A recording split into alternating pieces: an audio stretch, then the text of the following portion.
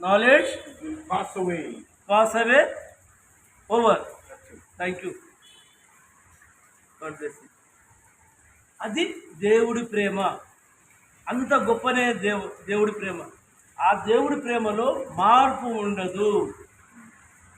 ఆయన ప్రేమ ఇంత అంతని కొలతలు ఉండవు. మీకు లాస్ట్ మెసేజ్లో చెప్పిన దేవుని ప్రేమ గురించి, God's love. What is the God's love? అంత పరిశుద్ధమైన, అంత పవిత్రమైనది. ఆయనకు మనం వెలకట్టలేని ప్రేమ ఆయనది. అటువంటి ప్రేమను ఈ భిక్షగాడు గ్రహించింది.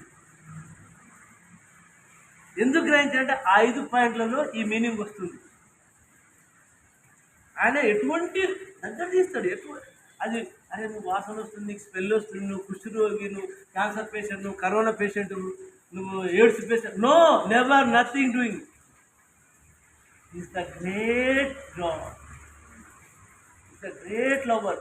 అందుకే యోహాను దీంట్లో ఏమంటారు 3:16 దేవుడు లోకంని ఎంతో ప్రేమిస్తాడు, ప్రేమించి ఆయన అద్వితీయ కుమారుణ్ణి ఈ లోకములకు మానవ రూపిగా పంపుతాడు, గిఫ్ట్ లోకానికి ఇస్తాడు.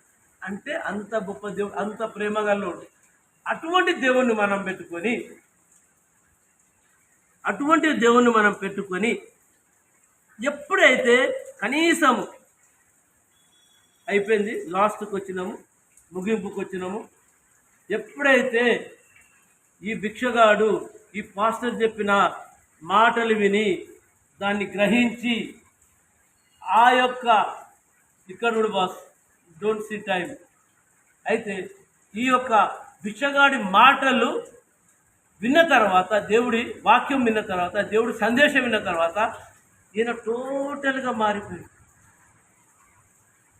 ఓన్లీ కళ్ళు మూసినా తెరిచిన పాస్టరు యేసయ్య. యేసయ్య ఇటువంటి చేసేవాడే మన దేవుడు, ఆయనే నిజమైన దేవుడు. ఆయన పాస్టరు ఆ వాక్యంలో, ఆ ప్రార్థనలు ఆయనకు చూపించాడు క్లియర్గా. ఈ విధంగా ఈ రోజు నుంచి ఈ విధంగా నడుచుకో, దేవుడు నిన్ను రక్షిస్తాడు, నీకు పరలోకంలో నీ స్థానం ఉంటుంది. ఇప్పటి నుంచి పాత రోత జీవితాన్ని మరిచిపోవు, కొత్త జీవితాన్ని, లైఫ్ చేంజింగ్ అనేది నీలో రావాలి. అది నువ్వు పాటించు బిడ్డ. నీ సొంత రక్షకుడుగా అంగీకరించంటే ఆ భిక్షగాడు ఆ అయ్యగారిని పాదాల మీద పడి, అయ్యా ఈ రోజు నుంచి నా జీవితాన్ని మార్చుకుంటున్నా, నేను అంగీకరిస్తా దేవుడిని, నా దేవుడు గొప్ప దేవుడు. మీరు చెప్పినాక నాకు అర్థంలో తెలియదు, సత్యమైన దేవుడు ఇవన్నీ నేను గ్రహించిన, నేను అతనితో ఉంటా, సత్యమైన నా జీవితం నా యేసయ్యకే అంకితము అని ఆ భిక్షగాడు ఎప్పుడైతే ఆ పాస్టర్తో అన్నాడు, అప్పుడు ఏం చేసిందంటే పాస్టర్ గారు అతన్ని కౌగలించుకొని మరొకసారి మంచిగా ప్రార్థన, బిడ్డ గాడ్ బ్లెస్ యు అని చెప్పి ఆయన పంపి. అయితే ఇంకొకటి ఏంటంటే ఇక్కడ చిన్నది, కనీసము బాగున్నాడు, కనీసము ఆ భిక్షగాడికి ఉన్న గ్రహింపు మనకున్నదా లేదా? వినండి బిడ్డ, కరెక్ట్గా రండి. మరి ఆ భిక్షగాడు గ్రహించినంత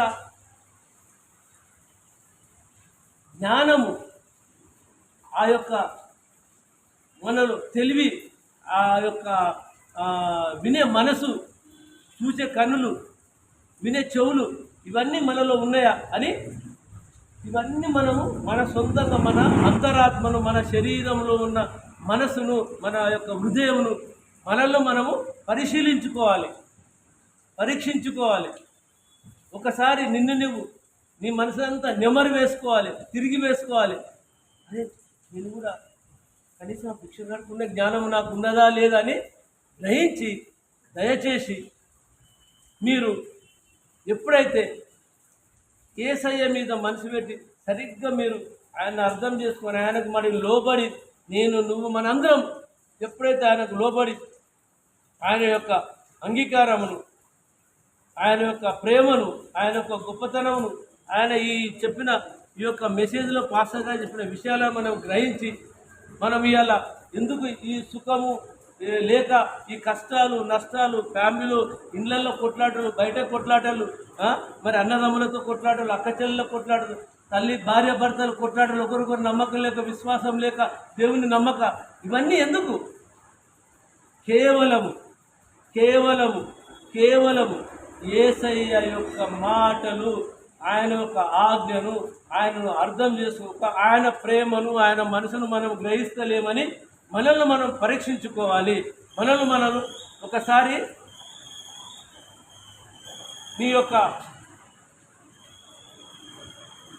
ప్రత్యేకమైన నీ వ్యక్తిగత ప్రార్థనలో, దేవా నేను ఏం తప్పు చేసినా, మరి నీ అంతకు నువ్వు నీ యొక్క సొంత కవితో, నీ యొక్క దేవుడి ఆలోచన లేక నీ అంతకు నేనే గొప్ప అని బ్రతుకుతున్నవేమో, దేవుడి మాట ఆజ్ఞ వింటలేవేమో, దేవుడి చర్చకొస్తున్నావు పేరు కోసం, నామకే వాస్తే పేరుకు మాత్రం క్రైస్తవులని వస్తున్నవేమో, మరి ఇవన్నీ చింతలు ఎందుకు వస్తున్నాయి అని ఒకసారి మనల్ని మనం పరీక్షించుకొని దేవుడికి లోబడి మరి ఆయన యొక్క ఆజ్ఞ ప్రకారం, ఆయన విన్న మాటల ప్రకారం అతనికి మనం లోబడి ఆయనను రక్షకుడిగా, సొంత రక్షకుడిగా అంగీకరించి మన హృదయంలోకి ఎప్పుడైతే ఆయన తీసుకుంటామో మనము సమృద్ధిగా దీవించబడతాము, మనం సమృద్ధిని పొందుతామని మీ అందరికీ మనవి చేస్తూ, మరి మీరు ఈ యొక్క విన్న వాక్యాన్ని మరి మీరు గ్రహించి